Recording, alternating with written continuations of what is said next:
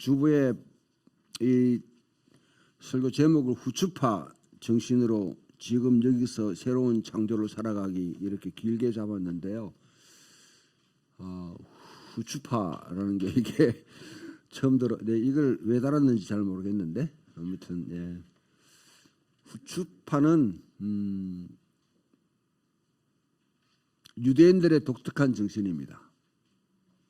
유대인들이 이 땅을 살아가면서 그냥 단순하게 율법을 지키고 살아온 사람들이 아니라 좀 하나님께 대드는 백성입니다. 여러분들이 성경을 읽어보면 신앙생활을 쭉 하시면서 그냥 말씀대로 듣고 순종해라 그렇게 하신 분들은 아마 이런 이야기를 들어보지 못했을 거예요. 가만히 있으라 하니까 그냥 다들 물에 빠져 죽는 거죠. 그런 세상을 만들어놨는데요. 유대인들은 절대로 그렇게 하지 않습니다. 불의한 상황이 닥치면 하나님께 따져듭니다. 왜 이렇습니까? 뭐 하십니까 도대체? 당신은 누구입니까? 앞으로 어떻게 하실 것입니까? 오늘 읽었던 본문에 여러분 이사야 65장을 읽어보게 되면 새 하늘과 새 땅이라는 게 딱 등장하는데요. 하나님이 이루실 새로운 세상이죠. 그런데 이걸 이해하려고 하면 앞에 있는 64장을 제대로 이제 읽어봐야 되는데 거기에 이스라엘 백성들이 포로에서 돌아왔다는 것입니다. 포로에서 돌아왔는데 아니면 포로 이제 바벨론에서 유배 상태에 있을 때 하나님께 말씀드리는 거죠. 아니 당신께서 출애굽하셔서 인도하신 백성들의 운명이 결국 이겁니까? 어떻게 당신의 이름으로 일컬음 받는 이 백성이 이방인들이 짓밟히고 유배를 가도록 내버려 두십니까? 도대체 우리에게 소망이 뭡니까 앞으로? 막 이렇게 따져드는 거죠. 54장에 보게 되면요. 64장에 보면 거기로 따지기만 하고 드는 것이 아니라 그 다음에 기도합니다. 앞에 오늘 읽었던 본문 앞에 보면 65장에서 하나님께 기도해요. 자, 그게 바로 후추파 정신입니다. 이스라엘 유대인들의 삶에 있어서 유대인들이 계속 혁신을 이뤄가고 현상에 만족하지 않고 끊임없이 도전의식으로 살아갔던 그 정신이 바로 후추파 정신입니다. 이게 이제 이사야에서 비롯되는 건데요. 거기에 대한 응답으로 주신 게 오늘 65장에 있는 이 새 하늘과 새 땅을 하나님께서 창조하겠다. 그렇게 응답하십니다. 응답. 오늘 우리 마라나타라는 이 찬양을 불렀는데요. 여러분 마라나타 하게 되면 되게 아멘 주 예수여 오시옵소서. 주님 오시기를 기대하는 거죠. 여기에 왜 여러분 이 성경이 헬라어로 된 성경인데도 불구하고 마라나타라는 이 단어가 아람어예요. 아람어. 아람어를 갖다가 번역하지 않고 왜 썼을까? 번역해놓지 않고 왜 이렇게 기록해놨을까? 그걸 한번 우리가 생각해 볼 필요가 있겠죠. 그러니까 마라나타라는 이 단어는 그 자체로 두 가지 의미를 드러냅니다. 하나는 오주님 오셨군요. 여기 임재하셨군요. 또 한편으로는 오늘 우리가 했듯이 주 예수여 주여 오시옵소서. 주여 없었어. 두 가지 의미가 다 포함되어 있습니다. 그렇기 때문에 한 단어를 두 가지 의미를 가지고 있기 때문에 이걸 번역하게 되면 한 의미 자체가 축소돼 버리죠. 그게 마라나타라고 이렇게 성경에 기록되어 있는데요. 한글 성경은 아마 이걸 풀어놨죠. 풀어놨는데 주님은 이미 우리 가운데 임재하셨습니다. 십자가에 죽으시고 부활하사 하나님 보좌편에 자정하셔서 하나님 나라를 시작하시고 성령을 우리에게 우리 보내주셔서 하나님의 임재를 우리가 경험하게 합니다. 매 그리스도인이 매 모이는 순간순간마다 내 이름으로 두세 사람이 모여서 기도할 때 내가 너희와 함께하겠다. 네. 병자가 나음을 넣고 귀신이 쫓겨나고 치유가 일어나는 그 가운데 내가 너희의 하나님 나라가 이미 임하였느니라.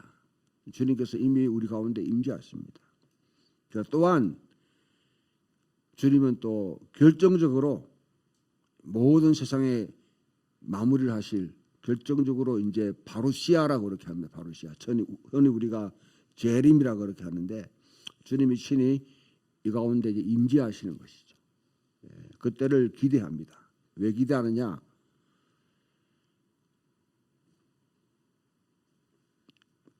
오셔야지 이제 새 하늘과 새 땅이 펼쳐지기 때문에 우리의 궁극적인 목적지는 예수 믿고 죽어서 가는 어떤 곳, 흔히 우리가 말하는 천국이 아닙니다. 천국도 사후에 어느 곳에 가든지 하여튼 사후에 대해서는 성경이 그렇게 자세하게 설명하지 않기 때문에 때로는 파라다이스, 때로는 하데스 등등으로 이렇게 하는데 성경은 거기서 아주 짤막하게 언급만 하지 설명을 전혀 하지 않아요. 성경이 그렇게 설명하지 않는다는 말은 어떤 의미입니까? 있기는 있는데 우리에게 그렇게 알 필요 없다는 거죠. 중요하지 않다는 거죠. 거기에 신경 쓸 포커스가 초점이 거기가 안 되라는 거예요. 근데 많은 사람들은 대부분 사람들은 예수 믿고 죽으면 천국 간다. 천국 가는 게 목적이에요. 그 포커스가 거기가 아니에요. 그럼 포커스가 뭐냐? 예수 믿고 죽으면 우리는 잠자는 자들로 이미 있는 잠자는 자도 있겠지만은 그러나 그 이후의 삶이라는 거죠. 새하늘과 새 땅이 펼쳐지는 그 삶입니다. 그 삶을 우리가 기대하며 살아가는데 오늘 우리가 주일날 모였습니다. 주일을 여러분 왜 이렇게 꼬박꼬박 지킵니까? 왜 지켜야 됩니까?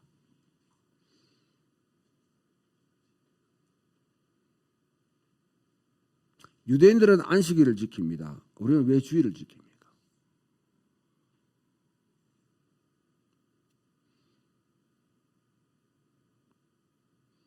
그것도 자기 혼자 지키는 것이 아니라 함께 공동체로 모여서 이렇게 지킵니다.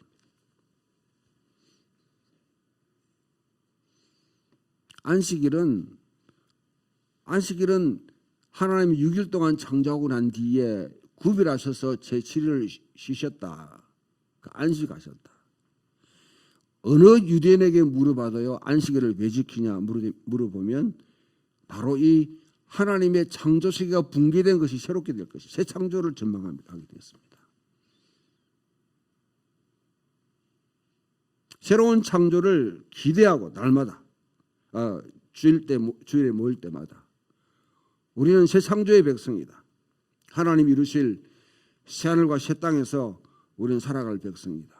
그것을 기념하면서 기대하면서 전망하는 거죠.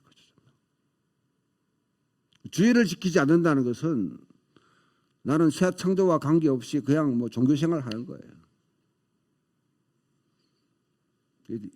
유대인들은 하늘에서 이루어진 것이 땅에서도 오롯이 이루어지기를 갈망하는 마음으로 안식일은 자기들의 정체성에 아주 중요한 지표로 생각하고 이걸 위해서 어리석게도 때로는 죽임까지 당했습니다. 마카비 시절에 어떤 일이 있었냐면 안식일이니까 전쟁을 해야 돼요.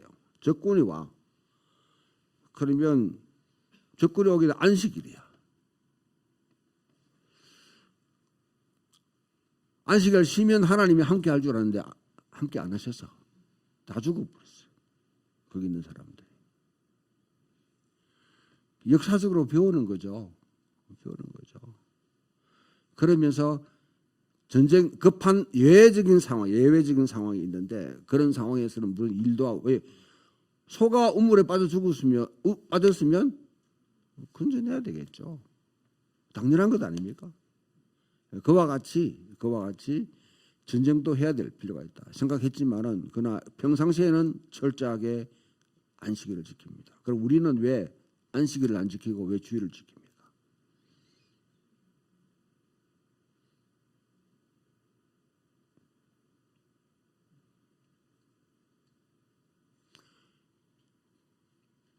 안식일을 폐지하는 게 아니고 지어버리는 게 아니고 안식일의 완성, 안식일이 전망하는 그 완성될 날을 안식일의 완성은 새하늘과 새 땅입니다. 자, 원래 여러분 6일을 창조해놓고 7일이 안식일인데 안식 구조가 파괴돼 버렸어요. 그럼 이게 안식 구조가 발전하게 되면 안식일, 안식년, 희년사회입니다. 희년사회가 파괴됐단 말이죠. 그럼 그걸 회복하게 하는 날이 궁극적으로 회복하는 곳이 새하늘과 새 땅입니다. 그것을 바라보면서 살아가는데 이 일을 하기 위해서 첫 물꼬를 터신 날이 뭐냐면 바로 주일입니다. 예수님이 십자가에 죽으셨다가 부활하신 날. 그럼 우리가 지키는 이 주일은 뭐냐? 유대인이 기대했던 그 새하늘과 새 땅, 새 창조를 시작하기 위한 이제 시동을 건 날을 기념하는 겁니다. 여기에 영어로 말하면 inaugurated, 개시했다는 말이죠. 좀 더 정확하게 말하면 어디 가려고 할 때 시동을 붕 걸잖아요. 그 시동 거는 게 언제 시작되냐? 예수님이 십자가에 죽으시고 부활하실 때, 그때가 바로 일요일입니다. 일요일. 그 길을 우리가 기념하면서 이제는 우리는 새 창조의 백성, 새 창조에 참여하고 새 창조를 이루어가는 백성이다. 그것을 기념하고 또 그렇게 살기로 결정하고 삶을 풀어내기 위해서 하나님께 주신 은혜와 능력을 갈망하는 것입니다. 사랑하는 성도 여러분, 감동이 필요해요? 위로가 필요합니까?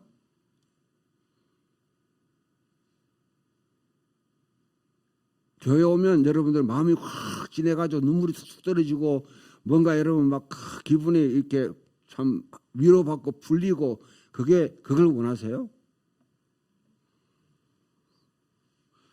물론 교회가 그게 필요하죠. 필요하겠죠. 그러나 그거는 근본적인 목적이 아닙니다.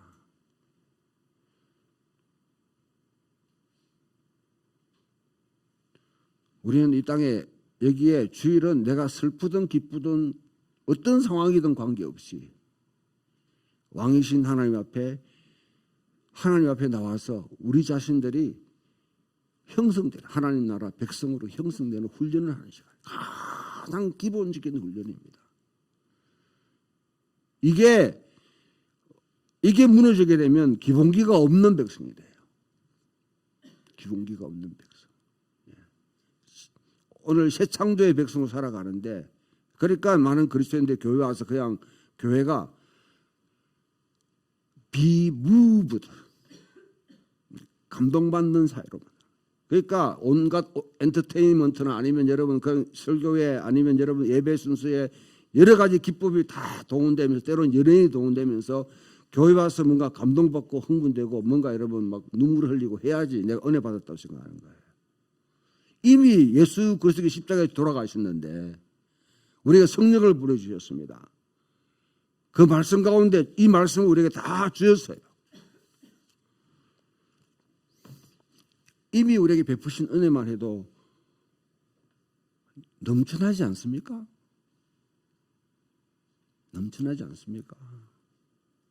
부모가 자식한테 마지막 가기 전에 이건 예로 들면 50억짜리 아파트 이 빌딩을 줬습니다.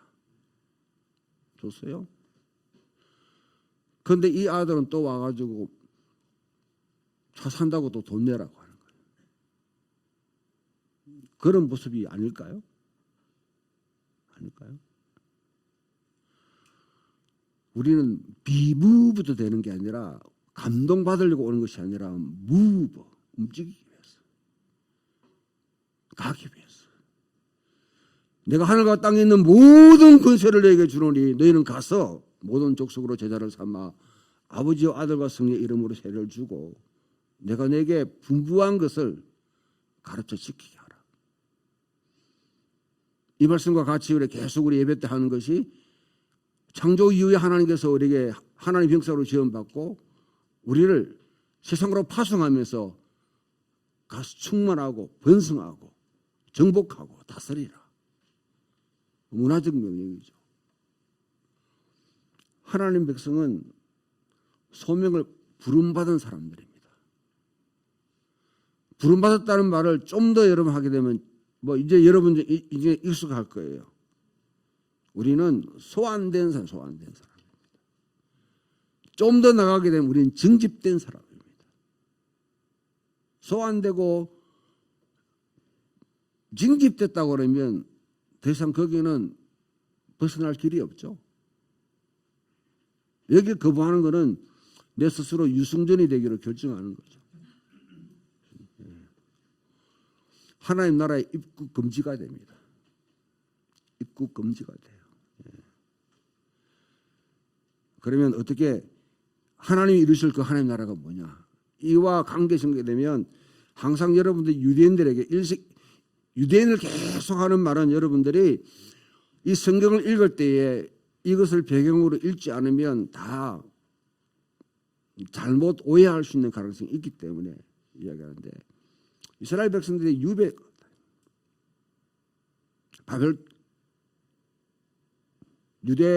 유다 지파는 바벨론에 갔습니다. 나머지 열 지파는 어디로 흩어진지 몰라요.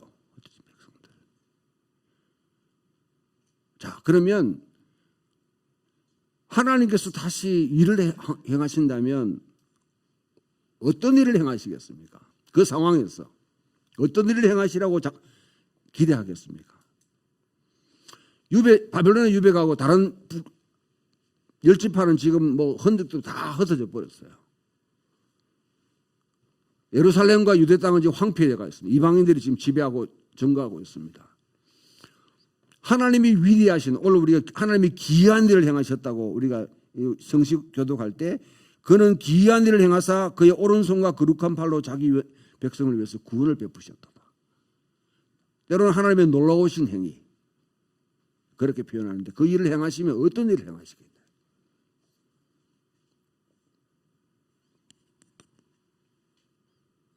여기에 갑자기 예수님이 십자가에 죽으시고 부활하시고 이래 돼버리면 역사적으로 단절대가 붕 떠가 있는 이야기가 되죠.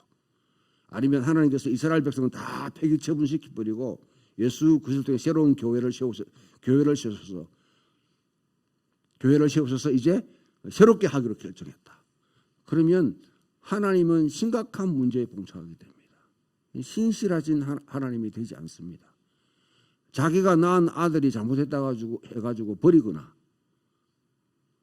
버려버리고 나는 새 아들 놓고 이제 이바 시작하겠다 이렇게 말하는 것 똑같습니다. 그 부모는 신실한 부모가 아니죠. 아니겠죠. 하나님 스스로에 대한 신실하심을 증명해야 됩니다. 아브라함의 언약에 대해서 모세의 언약에 대해서 다윗의 언약에 대해서 하나님이 신실한지가 지금 검증 테스트 케이스가 됩니다. 검증돼야 될 상황이 지금 놓여 있는 거예요. 그러면 어떤 유대인이라도 근본적으로 생각하는 것은 하나님께서 그 백성을 유배 자리에서 돌아오시게 하겠다. 돌아오게 하시겠다. 유대인만 돌아오는 것이 아니라 흩어진 12지파가 돌아오게 하겠다. 그 기대를 하게 되었습니다. 바로 그런 상황 속에서 여러분 지난주 우리가 살펴봤는데 그런 상황 속에서 생겨나기 시작하는 교리가 바로 부활에 대한 교리입니다. 부활은 근본적으로 쫄딱 망한 이스라엘이 다시 회복되는 이야기와 밀접하게 관계되었습니다. 그리고 현존하는 여러분 이 세계 체제가 전복되는 그 관계되었습니다. 새로운 세상이 온다는 거죠. 그 가운데 이사야가 불렀던 이 전망, 이사야서가 우리가 쭉 보게 되면 여러분들이 이거 설명을 너무 기니까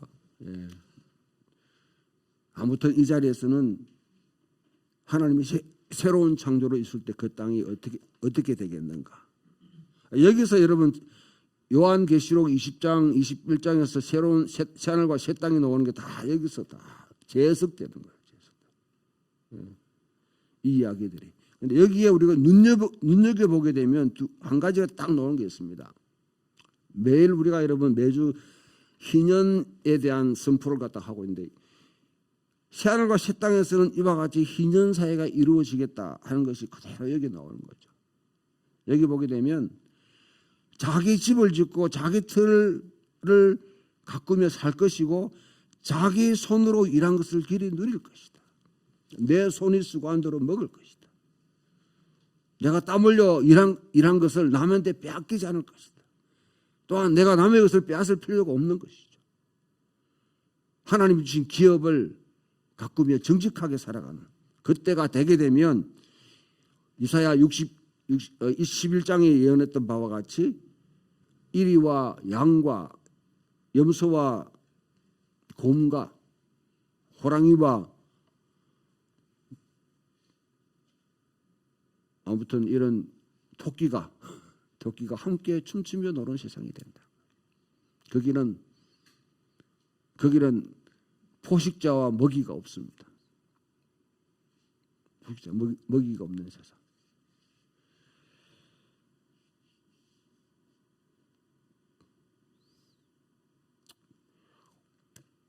제가 목회자가 되고 난 뒤에 저를 위해서 기도하시는 분의 기도들이 거의 비슷해요. 다 목회 성공하기를 원합니다. 다 목회 성공하기를 원해요. 큰 교회, 유명한 목사, 그 해가지고 그 궁극적인 목적이 뭡니까? 결국 여러분 고지전이에요. 고지를 선점하는 자가 세상을 지배한다.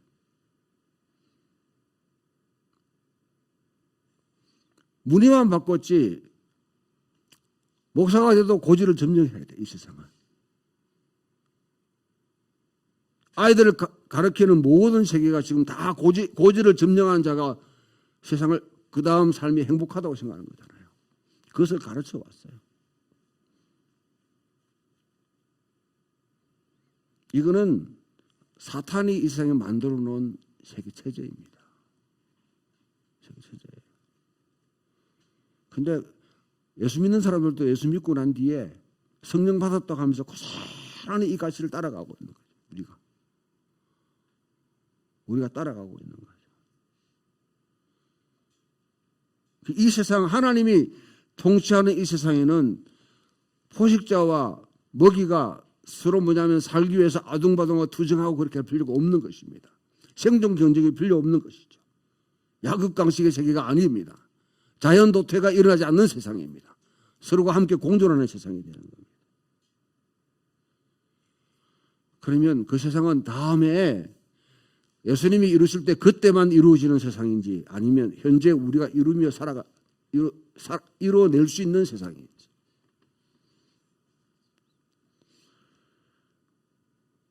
어때요?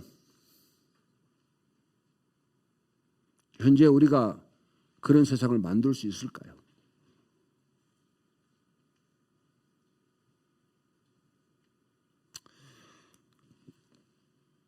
아마 대부분은 그거는 부정적으로 생각할 겁니다. 그냥 이상적이라 생각할 거예요.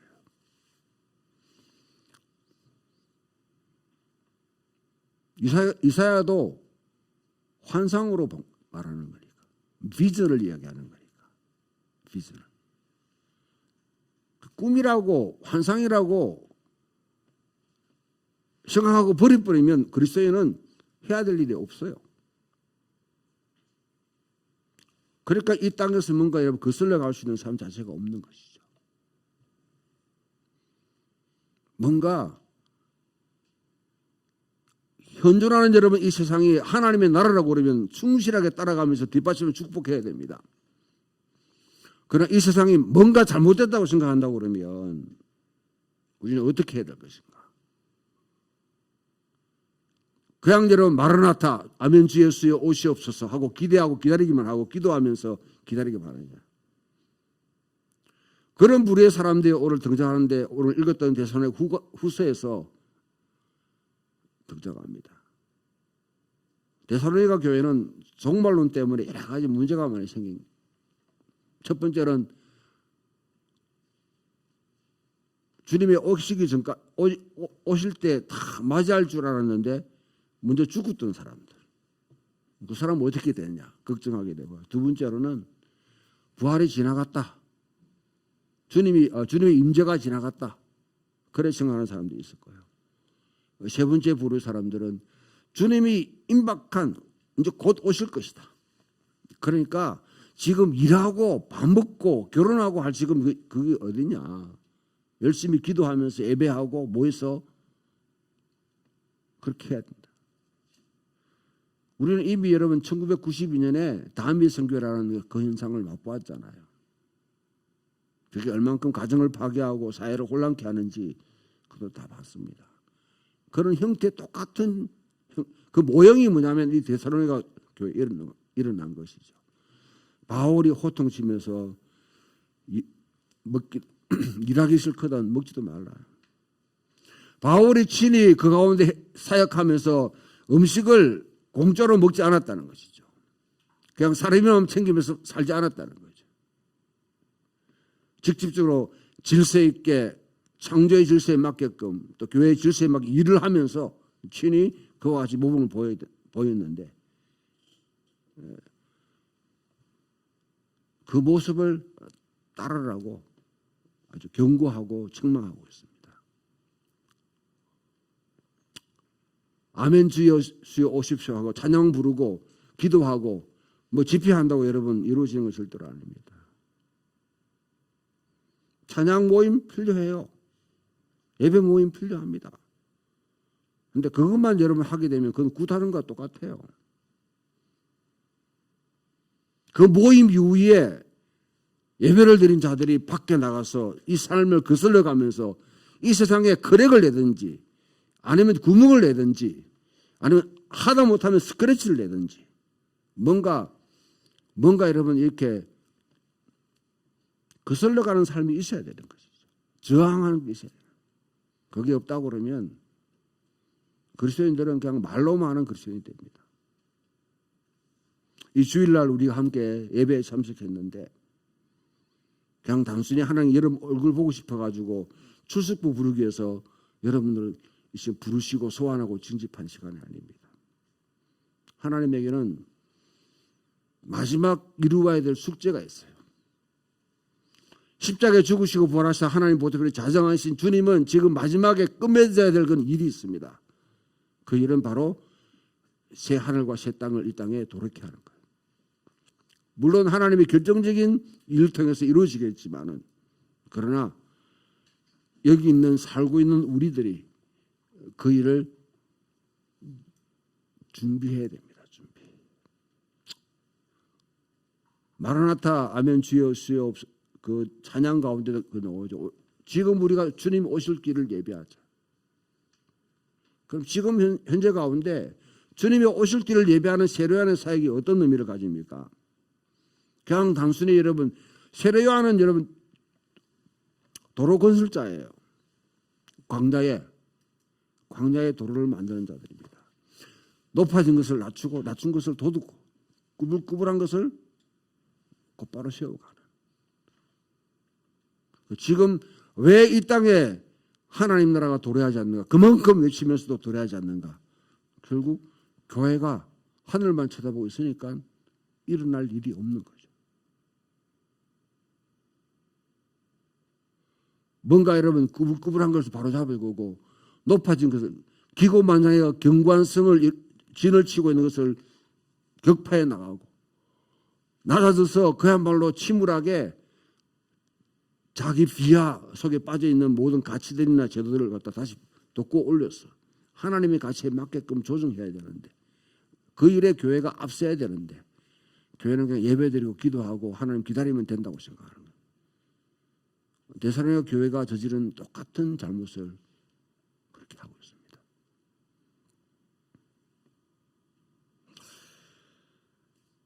누가복음 읽은 말씀을 종말에 대한 징조로 주님이 주셨는데요.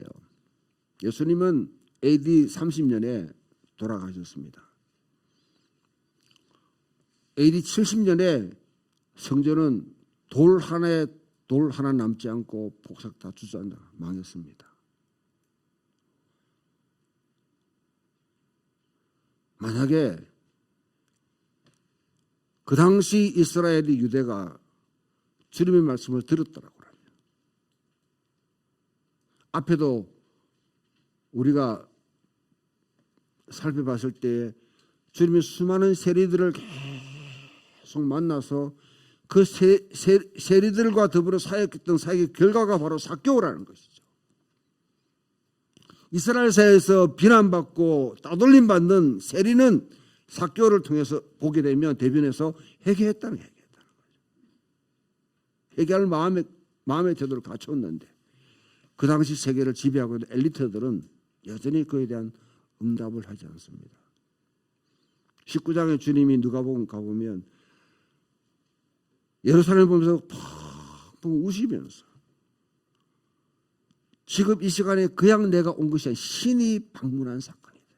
하나님이 방문했는데 하나님이 방문한 때를 너희가 알지 못하였도다. 이 기회를 놓치게 되면 그 도성은 다음 70년에 멸망당한 것이 뻔히 눈에 보이는 겁니다.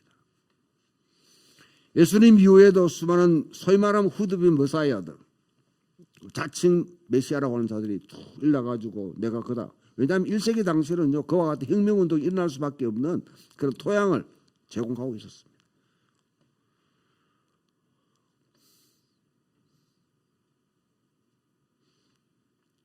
주님께서는 그런 일이 일어나지 않기를 원했지만 그러나 이스라엘은 그 길을 걸어가는 것입니다. 그럼 그때 그리스도인은 어떻게 해야 되는가? 우리 제자들은 어떻게 해야 되는가? 분명히 예수님과 똑같은 상황에 직면합니다. 제가 극단적으로 말씀드리는지 모르겠지만은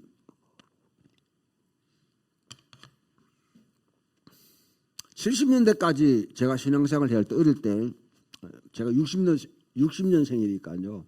70년이면 제가 초등학교 다닐 때 그 당시만 해도 밖에 있는 사람들이 안 믿는 사람들이 그리스도를 바라보는 시각이 그렇게 곱지가 않았어요. 예수 믿는다는 게 그렇게 쉬운 세상이 아니었습니다.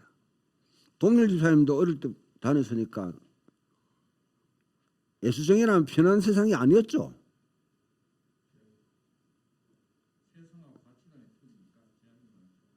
여러 가지 그죠? 따돌림 받고 예배당에 갔더니 신발 눈 감으라 해놓고 신발 훔쳐가더라 뭐 하고요. 예, 뭐. 그 당시는 다 다다민방에서 예배드렸거든. 새 신발 신고 왔는데 교회 가니까 누구 훔쳐가 버렸어. 기도할 때 이렇게 눈 감고 기도하면 눈도 보면 옛날 도시락에 계란이 있었습니다. 계란 후라이가 있는 게 가장 최고의 그런데 그걸 누가 가져가 버렸어. 예. 하여튼 예수 믿는 게 쉽지 않은 세상이었어요. 그런데 언젠가부터 예수 믿는 게 쉬워졌습니다. 오늘날 90년대부터 아마 돌아오는 이 과정에 보면 그리스도인은 세상에 감당하기에 너무너무 잘 길들여진 존재들이 됐습니다.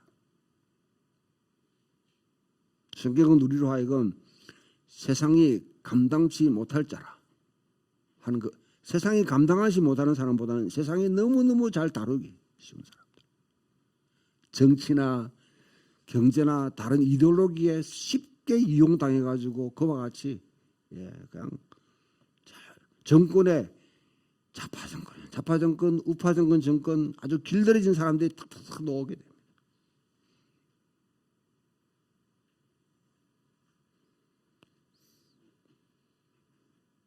그러니까 부담스럽지 않는 거죠. 그런데 예수님이 이 땅에 오셔서 복음을 전했을 때 예수님 이전에 예언자들도 그렇고요. 수많은 순교했던 그 사람들, 예언자적 삶을 살았던 사람들은 사실 편한 삶을 살지 못했습니다.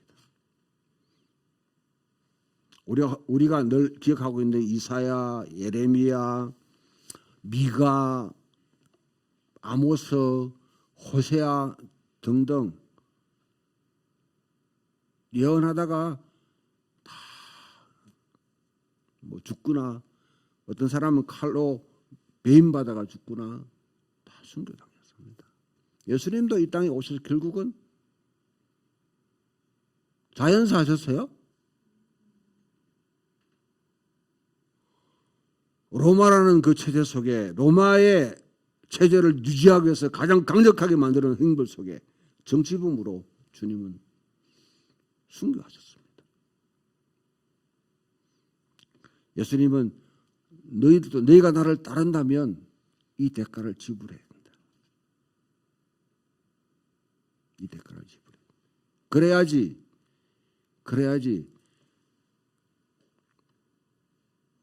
우리가 새하늘과 새 땅을 전망하면서 살아갈 때, 그 순교라는 게 지금과 같이 뭐 공산당이 와가지고 여러분 뭐 예수 믿을래 안 믿을래 그런 세상은 이제는 없습니다.